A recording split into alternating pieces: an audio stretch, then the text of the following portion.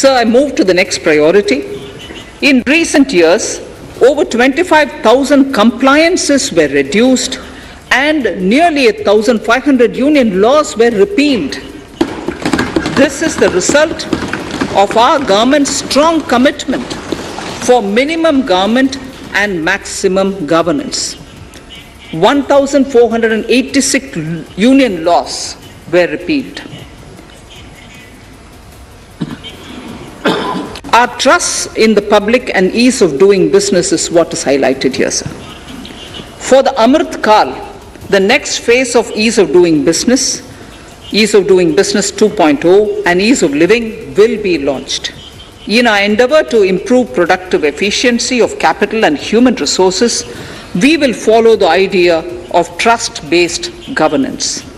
The new phase will be guided by an active involvement of the states, digitization of manual processes and interventions, integration of the central and state level systems through IT bridges, a single point access for all citizen-centric services, and standardization and removal of overlapping compliances. Crowdsourcing of suggestions and ground-level assessment of the impact with active involvement of citizens and businesses will be encouraged. A single window portal, Parivesh, for all green clearances was launched in 2018. It has been instrumental in reducing the time required for approvals significantly. The scope of this portal will be expanded to provide information to the applicants based on location of units. Information about specific approvals will be provided. It will enable application for all 4 approvals through a single form and tracking of the process through Centralized Processing Center Green, CPC Green. E-passports.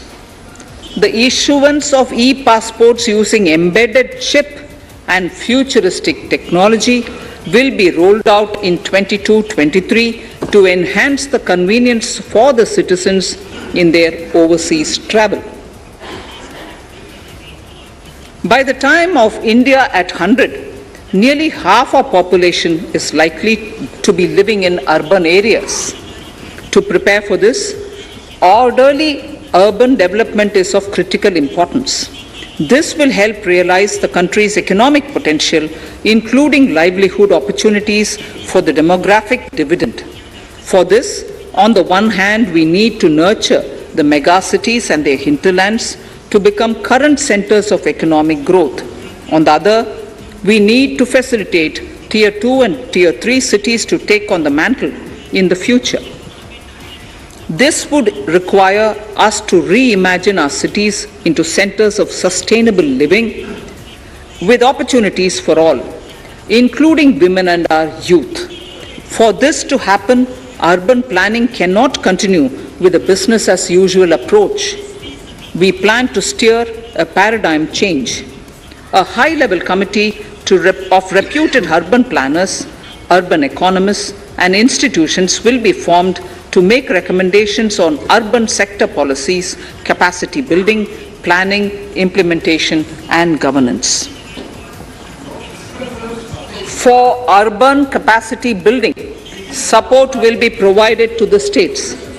Modernization of building bylaws, town planning schemes, transit-oriented development will be implemented. This will facilitate reforms for people to live and work closer to the mass transit systems.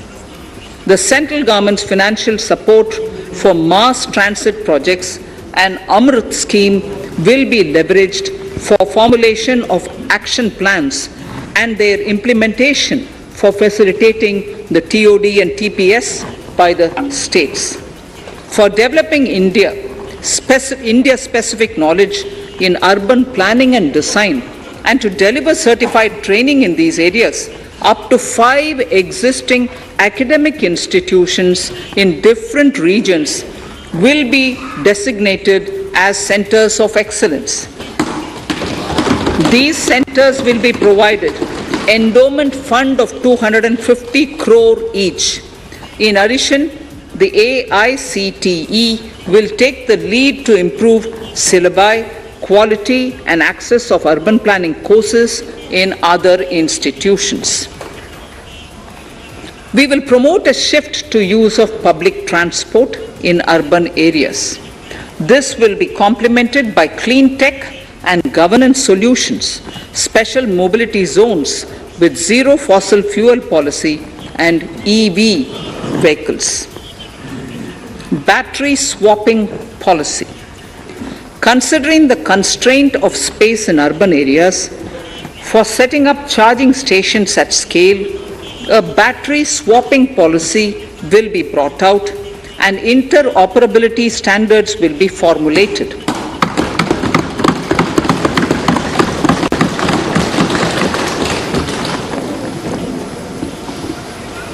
The private sector will be encouraged to develop sustainable and innovative business models for battery or energy as a service.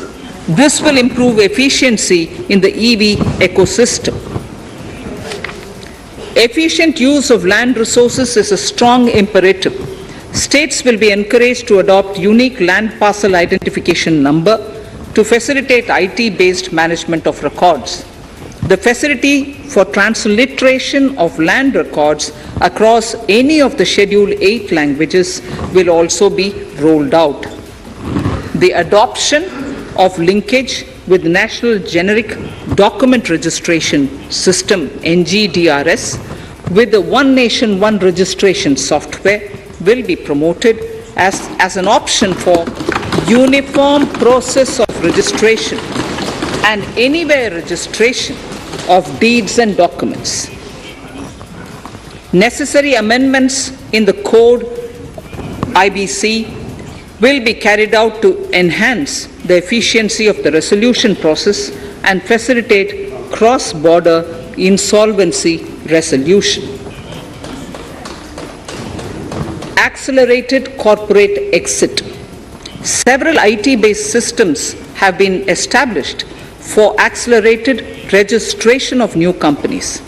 Now the Center for Processing Accelerated Corporate Exit, CPACE, will process re-engineering, will be established to facilitate and speed up the voluntary winding up of these companies from the currently required 2 years to less than 6 months.